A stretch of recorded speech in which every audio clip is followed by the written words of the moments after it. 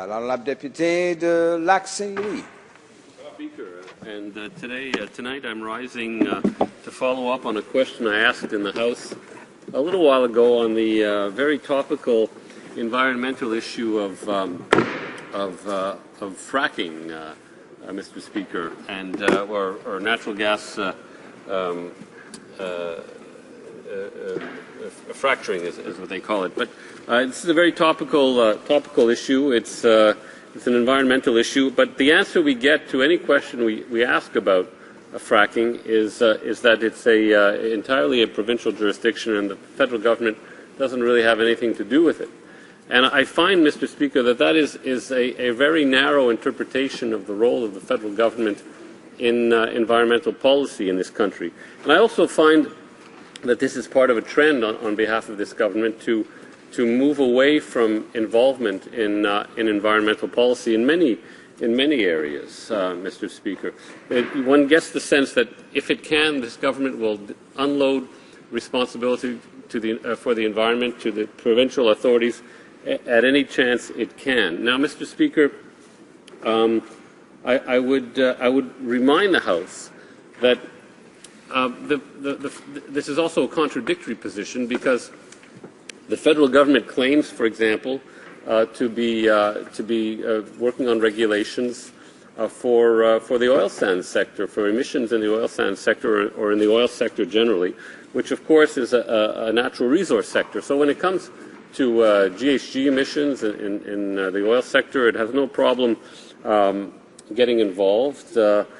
Similarly, Mr. Speaker, the federal government has brought in regulations on sulfur emissions that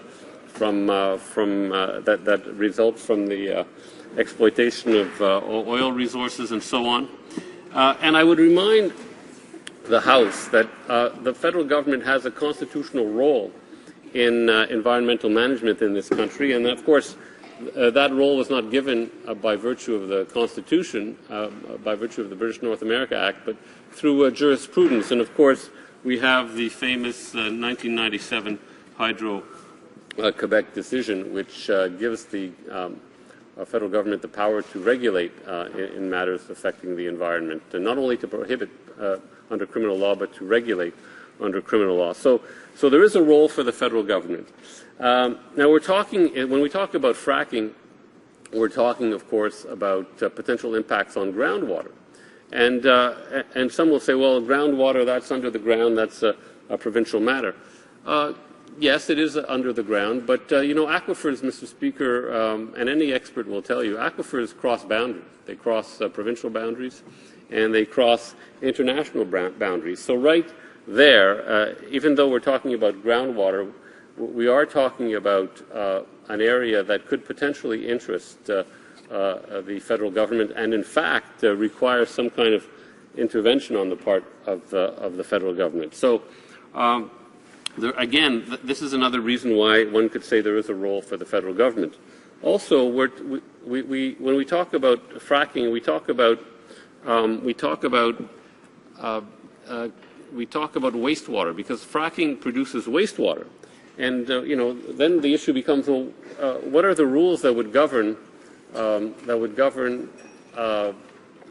effluence of this wastewater, or the treatment of this wastewater? And there have been reports. I'm not sure if they're true, but there have been reports of wastewater from fracking being brought to municipal wastewater treatment plants, and yet the government regulates in this area, so of municipal wastewater effluent. So again, I have trouble seeing that the federal government does not have any role whatsoever in the issue of fracking, and I'd like to hear the government's response to this point. Well, I take the member's point that we are talking about natural resources, and of course there is a major and primary role for provincial governments in the management of natural resources. But if the government really believes that it has nothing to do with natural gas fracking, then this begs the question why it has decided to study the issue. To great fanfare, it is its own fanfare, really.